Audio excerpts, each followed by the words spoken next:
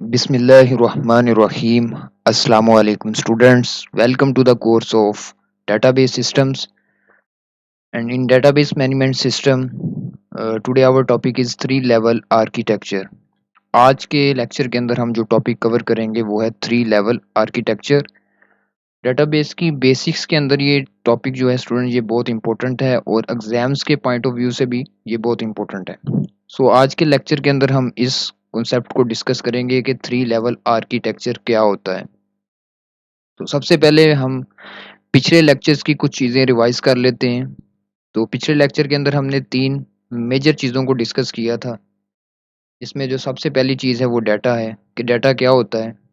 Collection of raw facts and figures related to object, कि किसी भी ऑब्जेक्ट के मुतालिक कोई रॉ फैक्ट्स एंड फिगर्स यानी कि दादोशुमार जो होते हैं वो डाटा कहलाते हैं। इसकी मिसाल मैंने दी थी कि जैसे एक स्टूडेंट है तो वो एक ऑब्जेक्ट है और उसका रोल नंबर, उसका नेम, उसका एड्रेस, उसकी एज वो उसके फैक्ट्स एंड फिगर्स हैं। तो डेटाबेस क्या होती है? डाटा का मजमूआ डेटाबेस कहलाती है, या वो जगह जहाँ डाटा स्टोर होता है इट इज़ कॉल्ड डेटाबेस। जैसे कि आप कंप्यूटर के अंदर डाटा को स्टोर करवाते हैं तो जो कंप्यूटर की हार्ड डिस्क है वो एक डेटाबेस है। स्टूडेंट्स आपने ये याद रखना है कि जो कंप्यूटर की हार्ड डिस्क है उसके ऊपर डाटा स्टोर होता है वो एक डेटाबेस है। और इसके बाद स्टूडेंट्स हमने देखा था कि डीबीएमएस क्या होता है। तो डीबीएमएस एक सॉफ्टवेयर है जिसके ज़रिए डेटाबेस को मैनेज किया जाता है। मैनेज करने से मुराद ये है कि हम एक नई डेटाबेस को क्रिएट करते हैं। इसके साथ-साथ हम डीबीएमएस के ज़रिए डेटाबेस के अंदर डाटा को एंटर करवा सकते हैं, डिलीट करवा सकते हैं। तो इस तरह से हम डेटाबेस को इस सॉफ्टवेयर के ज़रिए मैनेज करते हैं। So let's move towards our today topic, that is three level architecture. और इसको हम थ्री लेवल स्कीमा भी बोलते हैं। बहुत सारी जगहों पे इसको थ्री लेवल स्कीमा भी बोला जाता है और इसके अलावा इसका जो नाम है वो थ्री लेवल आर्किटेक्चर भी है। तो इस थ्री लेवल स्कीमा के अंदर स्टूडेंट बेसिकली वेरियस लेवल्स होते हैं जिनके ज़रिए हम डेटाबेस को इम्प्लीमेंट करते हैं। तो आज बेसिकली हम डेटाबेस को इम्प्लीमेंट करने के वेरियस लेवल्स को पढ़ेंगे। जिस जिस तरह से मैं आपको कंसेप्ट दूंगा आपने उसी तरीके से उसको अपने जहन में याद रखना है। आज का जो लेक्चर है बेसिकली वो कॉन्सेप्ट बिल्डिंग है और अगर आपने इसको याद करना हो तो फिर आप बुक को फॉलो करेंगे, लेकिन आज का जो लेक्चर है बेसिकली वो एक कॉन्सेप्ट को आपने रिसीव करना है मुझसे और इन तमाम स्लाइड्स के अंदर हम कॉन्सेप्ट्स को ही डिस्कस करेंगे। तो जो डेटाबेस होती है स्टूडेंट्स उसको इम्प्लीमेंट करने के तीन लेवल्स होते हैं। पहला लेवल होता है एक्सटर्नल लेवल और इसे व्यू लेवल भी बोलते हैं। दूसरा लेवल होता है कॉन्सेप्चुअल लेवल और तीसरा लेवल होता है इंटरनल और फिजिकल लेवल। तो इन तीनों लेवल्स को हम आज के इस लेक्चर के अंदर ब्रीफली डिस्कस करेंगे। स्टूडेंट्स सबसे पहले हम एक चीज़ डिस्कस करते हैं, या जो लफ्ज़ लिखा हुआ है स्कीमा या आर्किटेक्चर। ये स्कीमा क्या होता है? स्कीमा बेसिकली बोलते हैं स्ट्रक्चर को। तो जिस डेटा को हम स्टोर करना चाहते हैं हो सकता है वो स्टूडेंट का डाटा हो, चाहे वो पीआईए का डाटा हो। अगर कॉलेज की डेटाबेस है तो हम उसके अंदर स्टूडेंट का डाटा रखेंगे, टीचर का डाटा रखेंगे। तो किसी भी किस्म का जो डाटा रखवाना होता है उसके लिए सबसे पहले हम उसका स्ट्रक्चर बनाते हैं कि डाटा के अंदर क्या कुछ होगा। मसलन हमने पिछले लेक्चर के अंदर मैंने आपको एक वीडियो सेंड की थी डेटाबेस मैनेजमेंट सिस्टम के हवाले से। तो उसके अंदर हमने स्टूडेंट्स एक डेटाबेस क्रिएट की थी और फिर हमने उसके अंदर वर्किंग को देखा था। तो डेटाबेस मैनेजमेंट सिस्टम के अंदर जब हम डेटाबेस को क्रिएट कर लेते हैं तो उसके बाद मैंने बताया था कि आप क्रिएट का बटन प्रेस करते हैं, या टॉप पे आपको एक क्रिएट का बटन नज़र आ रहा है और इसके बाद स्टूडेंट्स फिर आप नीचे ऑप्शन आता है टेबल डिज़ाइन। तो बेसिकली आप इस सॉफ्टवेयर के अंदर टेबल्स के अंदर डाटा को स्टोर करते हैं।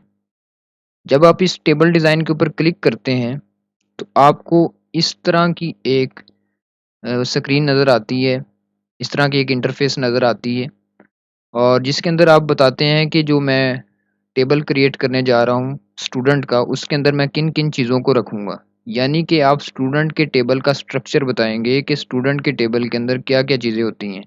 तो क्या क्या चीज़ें हो सकती हैं? स्टूडेंट का रोल नंबर हो सकता है, और इसके साथ साथ आप उसकी डाटा टाइप बताएंगे कि रोल नंबर को हम किस में लिखते हैं, नंबर्स में लिखते हैं, नेम होता है उसको टेक्स्ट में लिखते हैं, क्लास को टेक्स्ट में लिखते हैं, एड्रेस को टेक्स्ट में लिखते हैं। तो हम ये स्ट्रक्चर में तमाम चीज़ें बता रहे होते हैं कि जो डाटा हम स्टूडेंट का सेव करने जा रहे हैं उसके अंदर क्या चीज़ें होंगी। उसके बाद जब हम इस टेबल को सेव करते हैं तो स्टूडेंट्स ये एक टेबल बन जाता है जो कि स्टूडेंट के नाम से है और इसके अंदर हमने ये डाटा पुट करवाया हुआ है। यानी कि रोल नंबर के अंदर मैंने स्टूडेंट्स के रोल नंबर लिखे हुए हैं, नेम के अंदर उनके नाम, क्लास और एड्रेस। तो यूँ हम एक स्टूडेंट के टेबल का स्ट्रक्चर डिफाइन कर देते हैं। यानी कि कॉलेज की डेटाबेस के अंदर जो स्टूडेंट है, उसका जो टेबल है उसको हमने उसका जो स्ट्रक्चर है उसको डिफाइन कर दिए। That is called schema. कि हम स्कीमा का मतलब ये है कि हम डेटाबेस का जो स्ट्रक्चर है उसको डिफाइन करते हैं। तो स्टूडेंट्स अब हम बढ़ते हैं 3 लेवल आर्किटेक्चर की तरफ।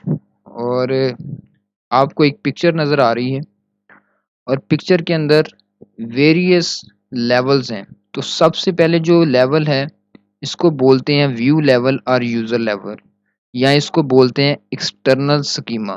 तो जो पहली सतह आपको नज़र आ रही है that is called external schema. Second step में है कॉन्सेप्चुअल स्कीमा और इसको लॉजिकल लेवल भी बोलते हैं। थर्ड लेवल पे है आपका फिजिकल स्कीमा और इसको फिजिकल लेवल भी बोलते हैं। और एंड पे जाके आपकी हार्ड डिस्क है जो कि एक डेटाबेस है।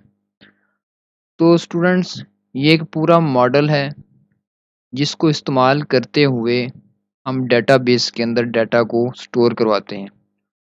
और ये जो 3 लेवल आर्किटेक्चर है इसके अंदर 3 लेवल्स हैं। कौन-कौन सा लेवल है? एक्सटर्नल लेवल, कॉन्सेप्चुअल लेवल या फिजिकल लेवल। और इनके दूसरे नाम भी हो सकते हैं। यानी कि फिजिकल स्कीमा को हम फिजिकल लेवल बोलते हैं, कॉन्सेप्चुअल स्कीमा को हम लॉजिकल लेवल बोल सकते हैं और इसके अलावा एक्सटर्नल स्कीमा को हम व्यू लेवल या यूज़र लेवल बोल सकते हैं। तो आपको जो 3 अ, येलो मतलब कि आपको सतहें नज़र आ रही हैं, ये पहली मतलब लाइन है, ये दूसरी और ये तीसरी। तो ये 3 तरह के स्कीमाज़ हैं, इसी वजह से इसको बोला जाता है 3 लेवल आर्किटेक्चर। अब ये क्या होते हैं, ये डायग्राम को हम एक्सप्लेन करते हैं। तो सबसे पहले मैं जो स्कीमा डिस्कस करूँगा वो है एक्सटर्नल स्कीमा या यूज़र लेवल और व्यू लेवल। तो एक्सटर्नल स्कीमा को डिस्कस करने से पहले हम देख लेते हैं कि जो 3 लेवल आर्किटेक्चर है इसका मकसद क्या है। The main motive of this concept is data independence. तो 3 लेवल आर्किटेक्चर का जो मेन कॉन्सेप्ट है या जो मेन इसका मोटिव है कि ये क्यों बनाया गया, इसका इसको इसलिए बनाया गया ताकि स्टूडेंट जो यूज़र है, जो कि डेटाबेस के अंदर अपनी चीज़ों को स्टोर करवाता है, अपना डाटा स्टोर करवाता है, जो यूज़र है, वो जो डेटाबेस है उसके साथ डायरेक्टली इंटरैक्ट ना करवा सके। इसका मतलब ये it means that user does not know how and where his data save in the database. इसका मतलब ये है यानी डाटा इंडिपेंडेंस का कि यूज़र को ये पता ना हो कि उसका डाटा कैसे और कहाँ डेटाबेस के अंदर सेव हो रहा है। डाटा इंडिपेंडेंस को आपने यूँ याद रखना है कि जो यूज़र है उसको इस चीज़ का पता नहीं होना चाहिए कि उसका डाटा डेटाबेस के अंदर कहाँ और कैसे सेव हो रहा है। सिर्फ़ वो डाटा को उसको स्टूडेंट इतना ही पता होना चाहिए कि उसने डाटा एंटर करना है। आगे लिखा हुआ है data end user have relation, मतलब कि डाटा और यूज़र के दरमियान कोई ना कोई रिलेशन होता है और वही रिलेशन क्या होता है कि यूज़र सिर्फ़ अपना डाटा एंटर करता है। लेकिन इस ये जो लेवल है 3 लेवल आर्किटेक्चर, इसका मकसद ये है कि जो यूज़र है उसको सिर्फ़ इतना पता हो कि उसने डाटा एंटर करना है, उसको ये ना पता हो कि उसका डाटा डेटाबेस के अंदर कहाँ और कैसे सेव हो रहा है। The main motive of this structure is data abstraction. Abstraction का मतलब होता है कि जो डाटा को सेव होने का मेथड है उसको छुपा लिया जाता है। अब्स्ट्रैक्शन का मतलब होता है छुपा लेना।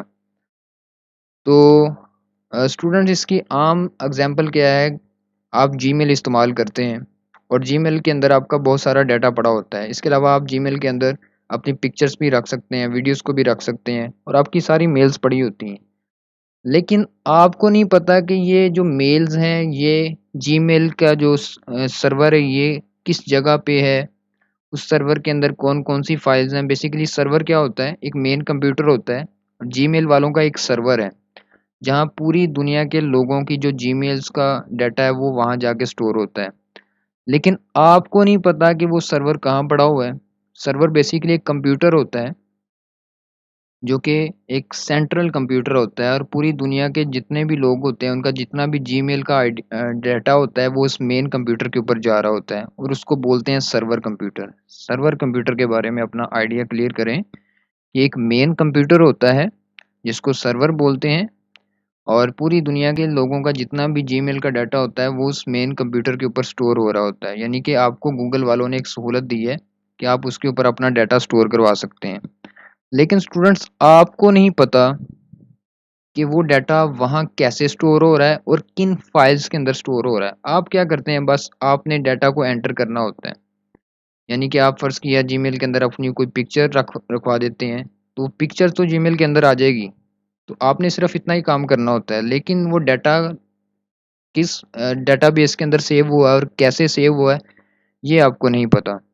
तो बेसिकली ये चीज़ किससे पॉसिबल बनी? ये आपकी 3 लेवल आर्किटेक्चर से पॉसिबल बनी और इस कॉन्सेप्ट को 97 के अंदर इंट्रोड्यूस करवाया गया और इसका मेन मकसद ये था, डाटा एब्स्ट्रैक्शन के डाटा यूज़र को ये ना पता हो कि उसका डाटा कहाँ और कैसे डेटाबेस के अंदर स्टोर हो रहा है। यानी कि यूज़र और डेटाबेस, यानी कि जैसे कि आप यूज़र हैं और आप जीमेल इस्तेमाल करते हैं और आप जीमेल के सर्वर के साथ डायरेक्टली कनेक्ट नहीं हैं। आप उसके सर्वर को नहीं जानते कि उसके अंदर कितनी फाइल्स पड़ी हुई हैं। इसके बाद स्टूडेंट्स हम इसका पहला लेवल डिस्कस करते हैं, that is called view level और यूज़र लेवल। तो ये जो लेवल है ये बताता है how the data will show to user, this is the function of this user level और व्यू लेवल। कि जो डाटा है वो यूज़र को कैसे शो करवाना है। यानी कि डेटाबेस के अंदर जो डाटा है वो यूज़र को किस तरह दिखाना है, ये बताता है आपका व्यू लेवल, यूज़र लेवल या एक्सटर्नल स्कीमा। इसकी मिसाल से इसको वज़ाहत करता हूँ कि फ़र्ज़ किया कि यूनिवर्सिटी की वेबसाइट पे आपका एक अकाउंट है। जब आप यूनिवर्सिटी के अंदर एडमिशन लेते हैं तो आपको एक अकाउंट देते हैं और उस अकाउंट के अंदर आपकी तमाम इन्फॉर्मेशन मौजूद होती है। तो आप क्या करते हैं कि आप उस अकाउंट के अंदर अपना यूज़र नेम लिखते हैं, यानी कि लॉगिन करते हैं। और लॉगिन कैसे करते हैं? जिस तरह आप फेसबुक के अंदर करते हैं, यूज़र नेम और पासवर्ड लगाते हैं। जैसे ही आप यूज़र नेम और पासवर्ड लगाएँगे, आप अपना अकाउंट ओपन कर लेंगे। आफ्टर लॉगिंग, तो आपकी जितनी भी इन्फॉर्मेशन है वो आपके सामने शो हो जाएगी। The information about you shown to you, कि जो भी आपकी इन्फॉर्मेशन होगी वो आपको दिखा दी जाएगी आपके अकाउंट के अंदर। क्या हो सकती है? आपका एग्ज़ाम मार्क्स हो सकते हैं, आपकी अटेंडेंस हो सकती है या आपका फ़ीस स्ट्रक्चर या दूसरी इन्फॉर्मेशंस। तो ये तमाम इन्फॉर्मेशन आपके सामने आ रही होगी।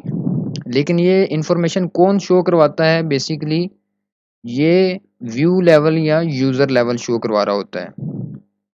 All this view of your account is shown to you at user level और व्यू लेवल। तो आप जिस लेवल पे इस इन्फॉर्मेशन को देख रहे होते हैं, आप इस चीज़ को अच्छी तरह ज़हन-नशीन कर लें कि आप जिस लेवल पे इन्फॉर्मेशन को व्यू कर रहे होते हैं, that is called view level और यूज़र लेवल। इसकी आम ज़िंदगी में क्या एग्ज़ाम्पल है कि जैसे आप फ़ेसबुक के ऊपर लॉगिन करते हैं, तो जैसे ही आप लॉगिन करते हैं, आप बिल्कुल जो के सामने स्क्रीन होती है, वो आपका यूज़र लेवल होता है या व्यू लेवल होता है। तो स्टूडेंट्स, वो लेवल जिसका यूज़र से ताल्लुक़ होता है, that is called view level और यूज़र लेवल। और आपने इसकी यूनिवर्सिटी की जो एग्ज़ाम्पल है इसको याद रख लेना है कि आप जिस लेवल पे इन्फॉर्मेशन को व्यू कर रहे होते हैं, that is called view level, user level और एक्सटर्नल लेवल या external schema. Is this view level is same for all? कि फ़र्ज़ किया कि अगर आपकी यूनिवर्सिटी के अंदर आपके जो स्टूडेंट्स के अलावा यूनिवर्सिटी के अंदर स्टूडेंट्स के अलावा फैकल्टी भी होती है और फैकल्टी के अलावा और भी बहुत सारी एंटिटीज़ हो सकती हैं, मतलब डीन वगैरह भी हो सकते हैं। तो हम यहाँ फैकल्टी की एग्जांपल ले लेते हैं, यानी कि स्टूडेंट्स के अलावा फैकल्टी भी हो सकती है। तो क्या जो स्टूडेंट्स, ये जो आपके सामने यहाँ मैंने आपके सामने ड्रा किए हैं, बेसिकली 3 स्कीमास। एक्सटर्नल स्कीमा 3 तरह के मैंने आपके सामने ड्रा किए हैं और सवाल ये है कि ये जो तीनों स्कीमा हैं, ये मतलब कि सेम होते हैं, इन तमाम का काम सेम होता है। इसको मैं भी समझाता हूँ आपको। If it is same why we have separate schemas, कि अगर ये सेम होंगे तो हमें सेपरेट स्कीमा बनाने की ज़रूरत क्यों महसूस होती है। अब इसका मैं आपको कॉन्सेप्ट देता हूँ कि यूनिवर्सिटी के अंदर स्टूडेंट्स के अलावा फैकल्टी भी होती है। फैकल्टी मतलब टीचर। और तो फ़र्ज़ किया कि ये जो स्कीमा है आपको पहले वाला जो नज़र आ रहा है, ये हो गया स्टूडेंट्स का स्कीमा, जो कि स्टूडेंट का डाटा दिखाएगा। ये हो गया आपका टीचर का स्कीमा, जो कि टीचर का डाटा दिखाएगा। और ये हो गया आपका जो डीन होते हैं यूनिवर्सिटी के, जो डिपार्टमेंट के हेड होते हैं, उनका ये स्कीमा, यानी कि उनकी इन्फॉर्मेशन देगा। तो हर स्कीमा अलग-अलग इन्फॉर्मेशन देगा। मसलन इस faculty can see fee structure और मार्क्स जस्ट लाइक स्टूडेंट्स, कि जिस तरह स्टूडेंट्स अपने मार्क्स को दे सकता है या अपनी फीस वगैरह देख सकता है कि उसने कितनी फीस दे दी है या कितनी उसकी फीस रहती है, क्या टीचर भी इसी तरह देखेगा? नहीं। The answer is no. It means faculty has its own view. इसका मतलब यह है कि फैकल्टी का अपना एक व्यू होता है। Yes, but faculty can enter marks of students, can view there salaries. तो फैकल्टी क्या कर सकती है, वो स्टूडेंट्स के मार्क्स को एंटर कर सकती है और कैन व्यू देयर सैलरीज, वो अपनी सैलरीज को देख सकते हैं।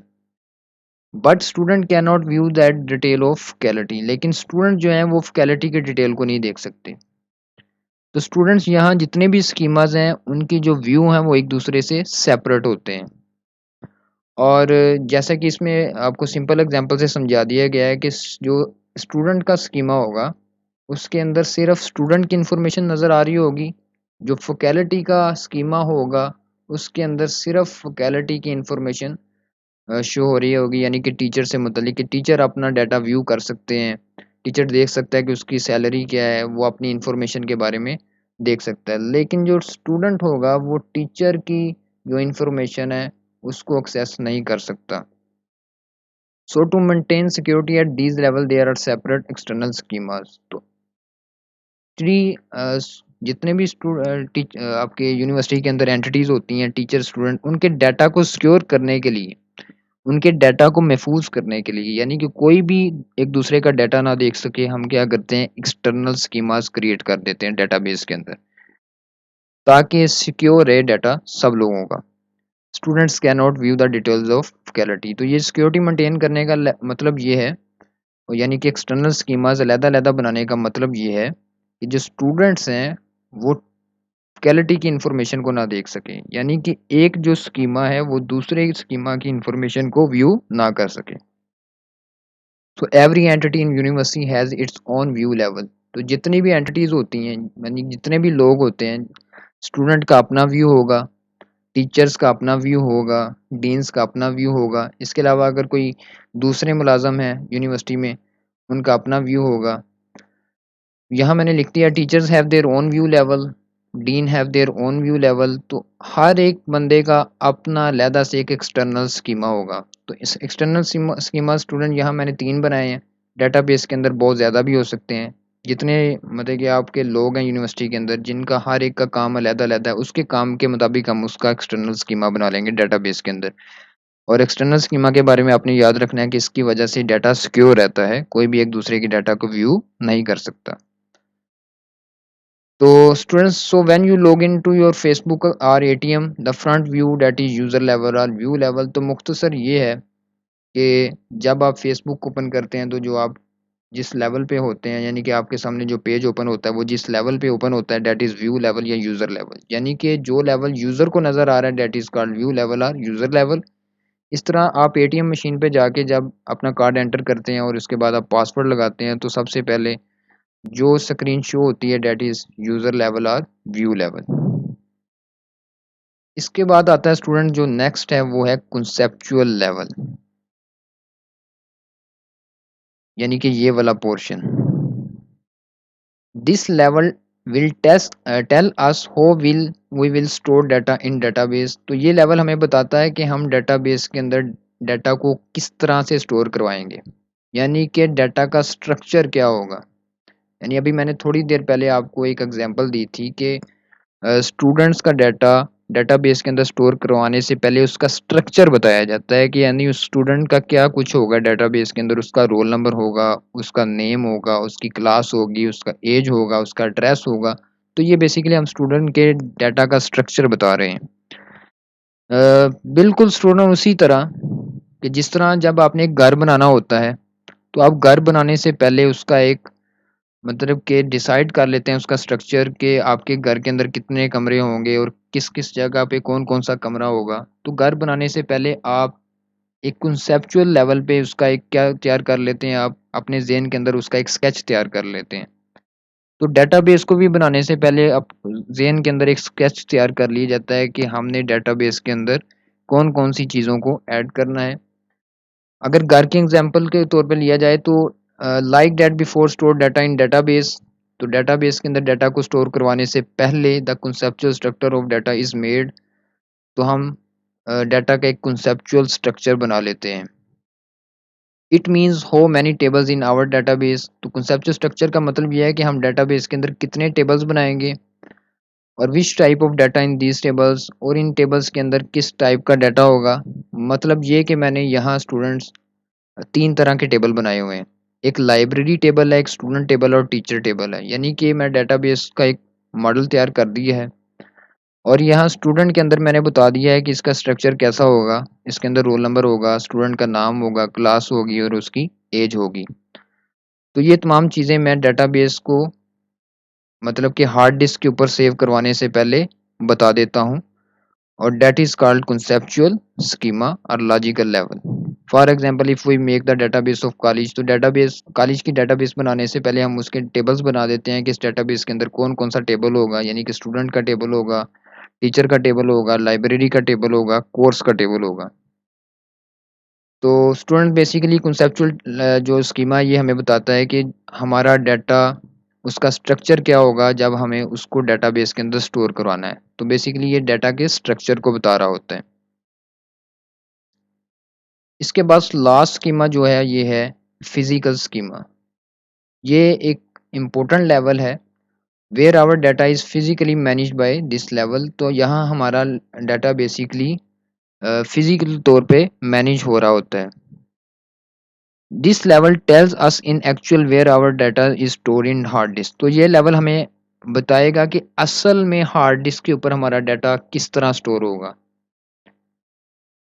तो स्टूडेंट्स इसकी मैं आपको मिसाल देता हूँ कि जैसे कि आप कंसेप्चुअल लेवल पे इस तरह का आप टेबल तैयार कर लेते हैं और फिर इन टेबल्स के अंदर आप डाटा को भी एंटर कर देते हैं।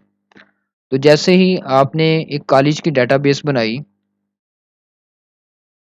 बेसिकली आप यहाँ एक डाटाबेस बना रहे हैं और ये आपको टॉप पे एक नाम नज़र आ रहा है। यहाँ मैंने रेड निशान लगाया है, that is college database. Database का नाम क्या है? College database. तो बेसिकली आप कंसेप्चुअल लेवल पे ये डाटाबेस तैयार कर लेते हैं, लेकिन ये जो डाटाबेस है वो आपकी हार्ड डिस्क के अंदर एक फ़ाइल की सूरत में स्टोर होती है। यानी कि जिस तरह आपका जो दूसरा डाटा होता है, जिस तरह नात आपकी हार्ड डिस्क के ऊपर स्टोर हो रही होती है, मूवी आपकी हार्ड डिस्क के ऊपर स्टोर हो रही होती है, इस तरह जो डाटाबेस आप डीबीएमएस के ज़रिए क्रिएट करते हैं, वो हार्ड डिस्क के ऊपर एक फ़ाइल के अंदर स्टोर हो रही होती है। जैसे कि मैंने यहाँ इस जो डाटाबेस क्रिएट किया है, इसको मैंने कॉलेज डाटाबेस का नाम दिया है और ये कॉन्सेप्चुअल लेवल पे है। तो जैसे ही मैं इसको सेव करूँगा, ये हार्ड डिस्क पे उसी नाम से जाके सेव हो जाएगी। इसका मतलब है कि हार्ड डिस्क के ऊपर एक डाटाबेस क्रिएट होगी जिसका नाम है कॉलेज डाटाबेस। और इसके ऊपर मैं क्लिक करूँगा तो मेरे सामने तमाम जो स्टूडेंट्स हैं, जो लाइब्रेरी का डाटा है या टीचर्स का डाटा है, वो शो हो जाएगा। तो बेसिकली ये जो आपको सामने फ़ाइल नज़र आ रही है, ये फ़ाइल बता रही है कि डाटा फिज़िकली तौर पे हार्ड डिस्क के अंदर सेव हो चुका है। The data store in files in hard disk. तो जो डाटा हम स्टोर करवा रहे होते हैं वो हार्ड डिस्क के अंदर फाइल्स की सूरत में स्टोर होता है। जैसे कि अभी आपने फाइल देखी, this level tells us how the data store in computer. तो सिंपल ये है कि जो भी डाटाबेस के अंदर हम डाटा स्टोर करवा रहे हैं वो कंप्यूटर के अंदर कैसे स्टोर होगा, किस फॉर्म में स्टोर होगा, ये हमें बताता है फिजिकल स्कीमा। तो फिजिकल स्कीमा में बताता है कि जो आपका डाटा है वो या जो डाटाबेस है वो आपकी फाइल्स की फॉर्म में कंप्यूटर की हार्ड डिस्क के ऊपर स्टोर होती है। The data store in computer in form of bits. तो बेसिकली जो डाटा होता है कंप्यूटर के अंदर वो हमेशा बिट्स की 0 1 की फॉर्म में स्टोर होता है। इसको आपने लाजमी याद रखना है कि जितना भी डाटा जो कंप्यूटर के अंदर स्टोर होता है वो बिट्स की फॉर्म में होता है, क्योंकि computer always accept data in 0 1 form. तो स्टूडेंट्स, लास्ट में हम इसका एक दफ़ा फिर मोटिव देख लेते हैं कि ये किस मोटिव पे काम करता है। That is data independence. इसका जो मेन मोटिव है, जो मेन मकसद है आपका 3 लेवल आर्किटेक्चर का, वो ये है कि डाटा इंडिपेंडेंस रहे, यानी कि जो यूज़र है वो डेटाबेस के साथ डायरेक्टली कनेक्ट ना कर सके। और उसके लिए क्या बनाया जाता है कि 3 लेयर्स बना दी जाती हैं, ताकि यूज़र जो है उसको सिर्फ इतना ही पता हो कि उसने डाटा एंटर करना है। उसको ये ना पता हो कि उसका डाटा कहाँ और कैसे स्टोर हो रहा है। जस्ट लाइक जीमेल एग्जांपल, जो कि मैंने आपको स्टार्ट में बताई थी कि जीमेल पे आप जो भी डाटा स्टोर करवाते हैं, आपको नहीं पता कि वो डाटा कहाँ जा रहा है और कैसे सेव हो रहा है। इस तरह जो फेसबुक के अंदर भी आप डाटा स्टोर करवा रहे हैं, सिर्फ आप डाटा स्टोर करवाते हैं फेसबुक के अंदर, आपको नहीं पता है कि वो डाटा फेसबुक के कंप्यूटर जहाँ पड़े हुए हैं सर्वर्स, उनके अंदर कहाँ वो स्टोर हो रहा है और कैसे स्टोर हो रहा है, किन फाइल्स के अंदर स्टोर हो रहा है। तो बस आपको इतना ही पता होता है, आपने डाटा स्टोर करवा दी है। और ये तमाम चीज़ें जो हैं ये पॉसिबल बनी हैं आपकी 3 लेवल आर्किटेक्चर की वजह से। और आजकल जितने भी डेटाबेस बनाए जाते हैं वो 3 लेवल आर्किटेक्चर के प्रिंसिपल पे बनाए जाते हैं। तो दैट इज़ अ लेक्चर। और इसके मतलब अगर आपको कोई भी क्वेश्चन हो तो आप कमेंट्स के अंदर इसको पूछ सकते हैं।